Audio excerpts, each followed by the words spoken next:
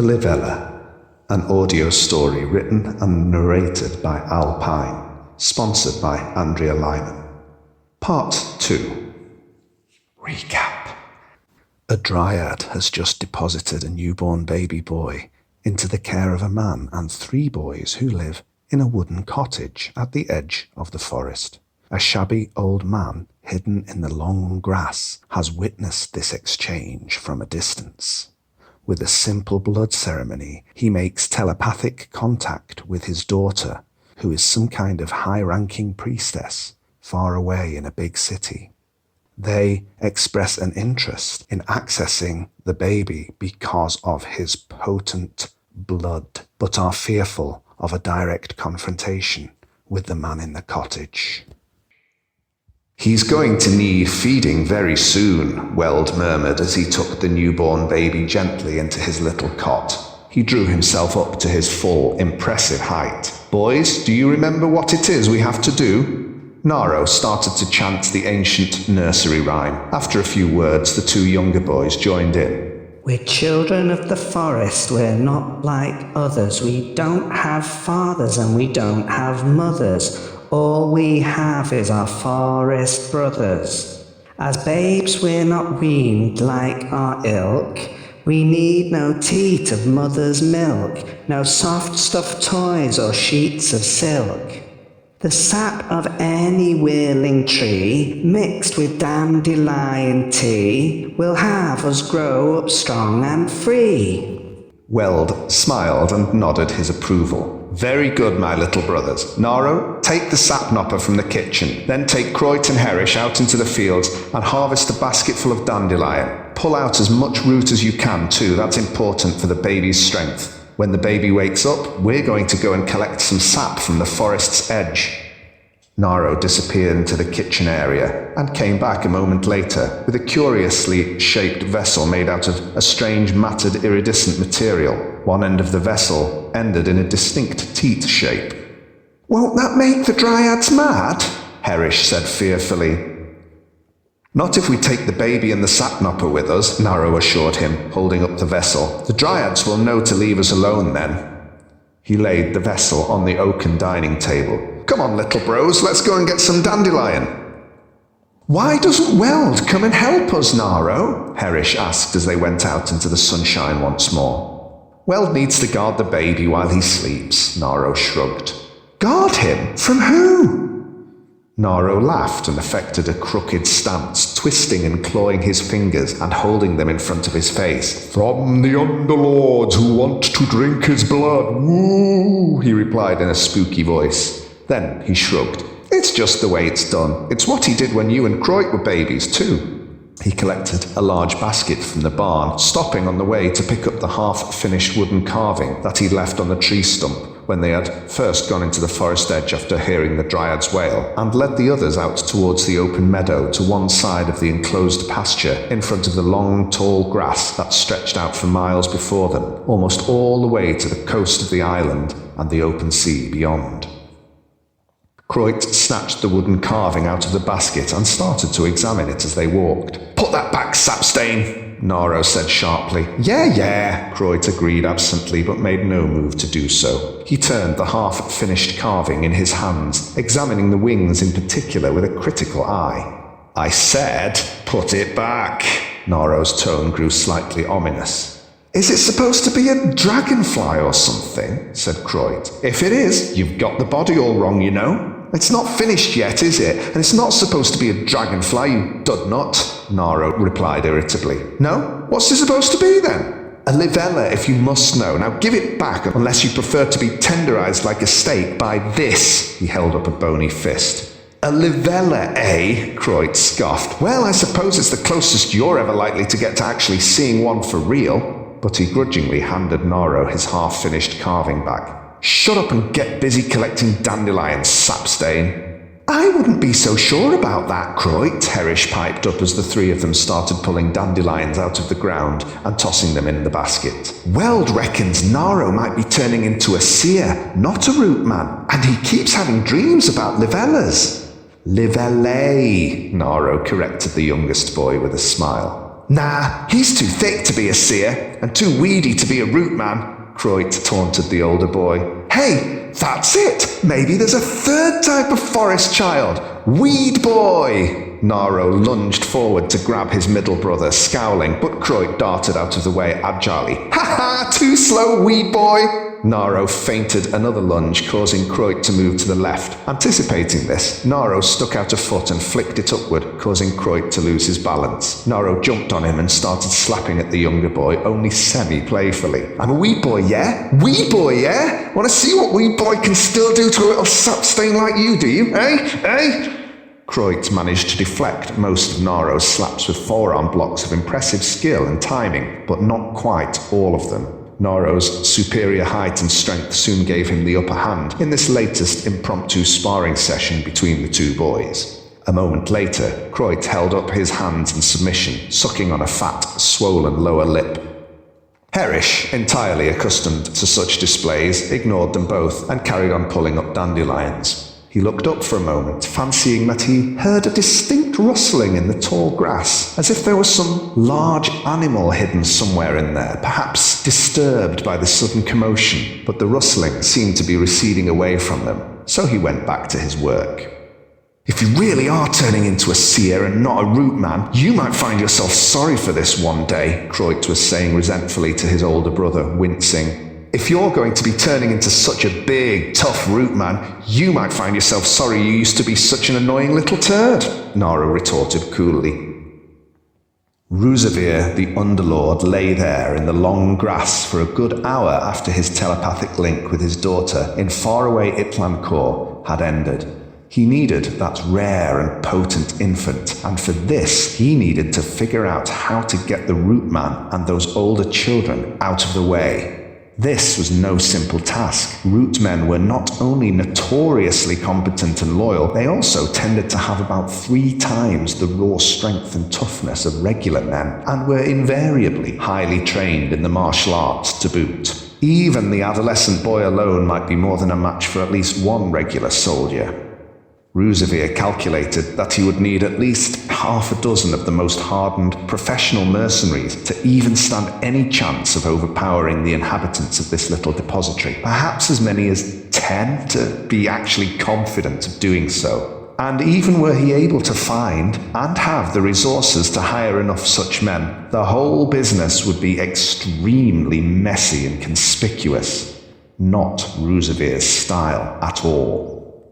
Like his daughter Mallie had pointed out, using Ruzevir's considerable arcane abilities was not an option either. To summon the kind of juice needed for a clean takeout of this root man using Thurgy would require more than mere animal blood, and certainly more of his own blood than he was prepared to shed, even if he was somehow able to hide his exertions from the fairy realm that lay right at their doorstep. No, there simply didn't seem to be any option available to him right now that didn't involve calling way too much unwanted heat on himself. Rather grudgingly, he found himself accepting that he was probably going to have to rely on his daughter's contacts and influence in the capital city to solve this one.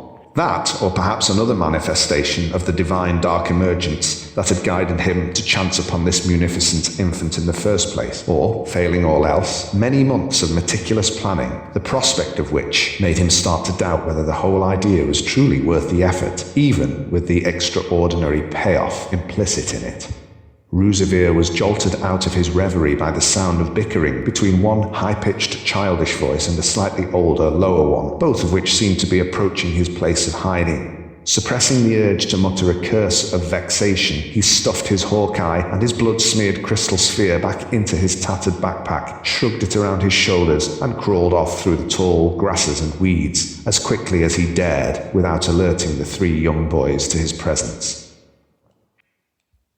Some 400 miles away across land and sea, Ruzevir's daughter Mallie, Hierophant of the polyastry at Itlankor, was working on her own solution to the problem of how to get this root man and his young charges out of the way so that her father could access the newborn forest child he had just witnessed being handed over.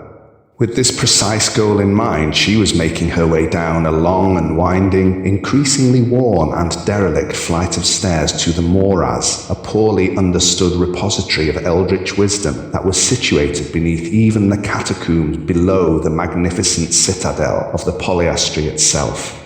Down, past gilded marble busts of illustrious, long-dead hierophants who had held the now-defunct title of Hierophant Magus. Mallie's booted and heeled feet clacked with a relaxed and easy beat. These paths were very familiar to her, although she had not found the need to come down here in perhaps a decade.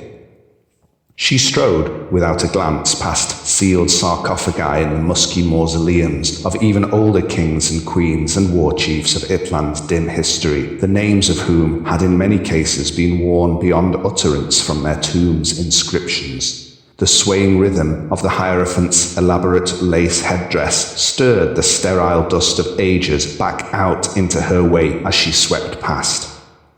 The staircase, the catacombs, and the mausoleums were all dimly lit by the same steady, unwavering phosphorescence that illuminated so many of Itland's dark and forgotten corners. Grooves in the walls and floors in which nested glowing resonant crystals of a rare grade, each of which would no doubt fetch a pretty price should they ever find their way to the bright and bustling marketplaces, basking in the sunlight far above. Though the catacombs below the Polyastry were not exactly out of bounds to members of the general public, most of them lacked the curiosity or the inclination, if not the courage, to venture here, Mallie thought to herself as she finally approached the verges of the Moraz itself.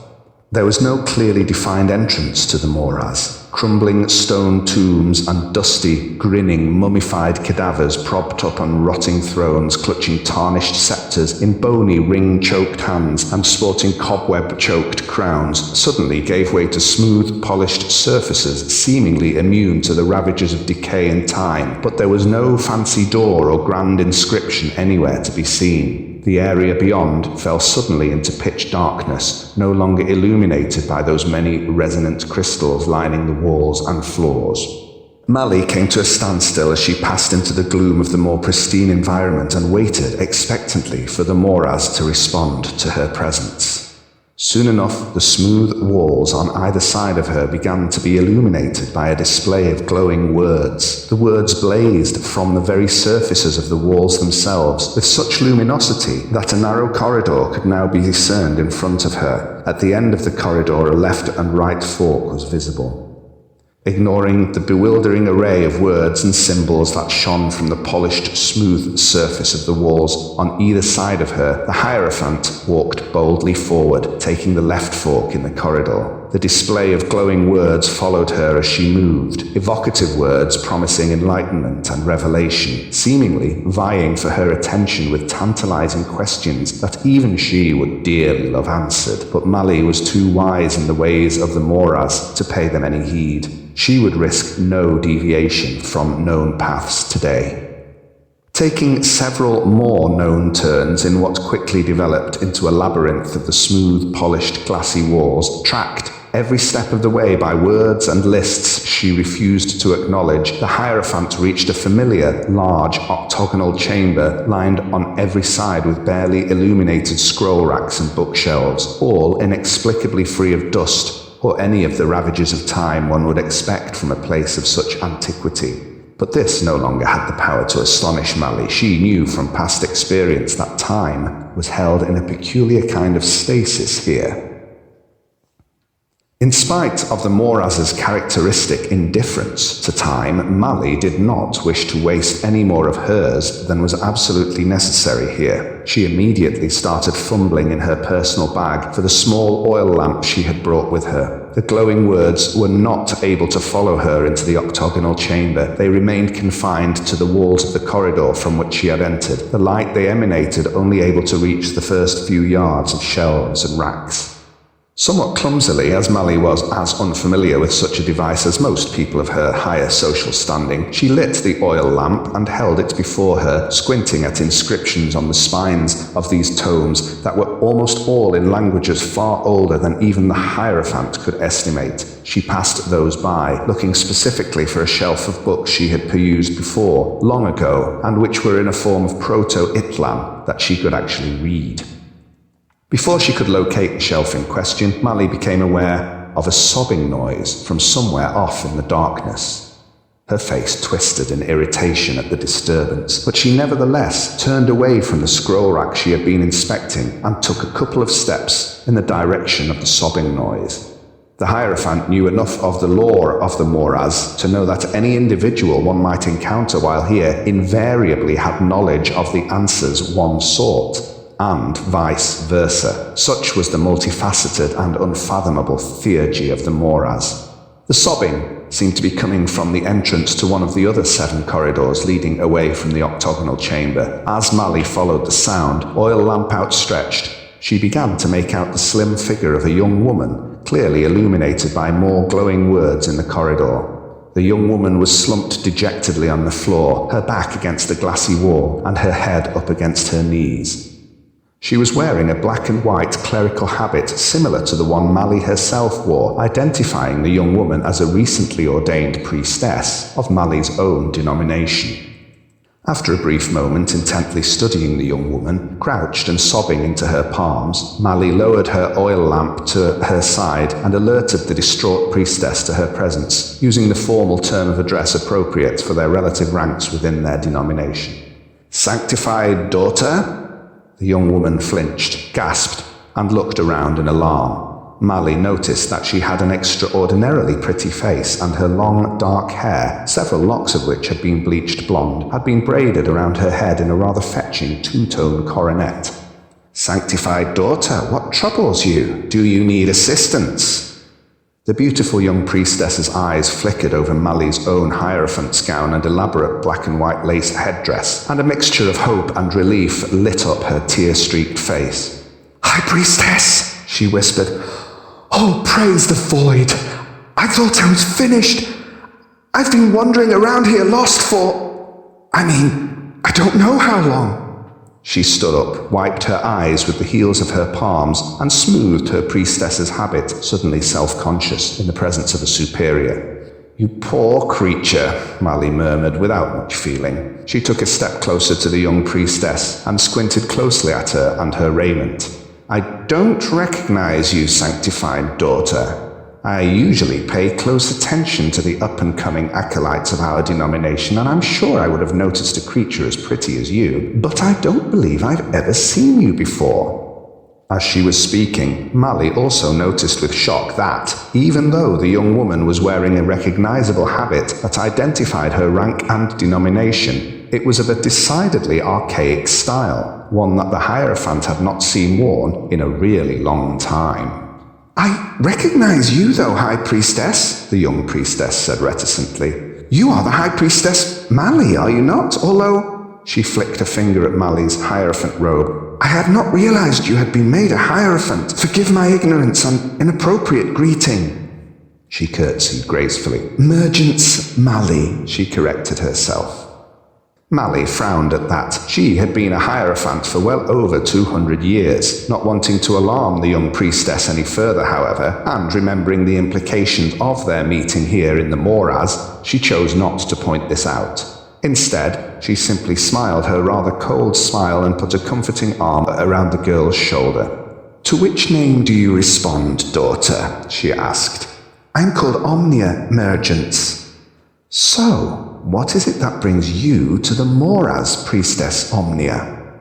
The pretty young priestess blushed, clearly reluctant to answer, and Mallie decided not to press her about it. From the girl's reaction and the circumstances of their meeting, the Hierophant was confident she could make a robust, educated guess. Mallie had been looking for easy ways to incapacitate or kill a root man, but the Hierophant also knew what only Hierophants know about this place, that the Moraz only allowed encounters such as this when both parties had important information the other wanted. Mallie was entirely willing to use this information to her advantage. Young Omnia, being merely a priestess, would almost certainly not be aware of this particular dimension of their encounter. If she, Mallie, had been looking for information pertaining to rootmen, then it was a fair bet that Omnia had been too. And, judging by the girl's youth and almost palpable naivety, the chances were that Omnia's interest in rootmen, or more likely a specific rootman, were a lot more wholesome than Mallie's were. For this reason, above all, Mallie decided she would have to tread carefully.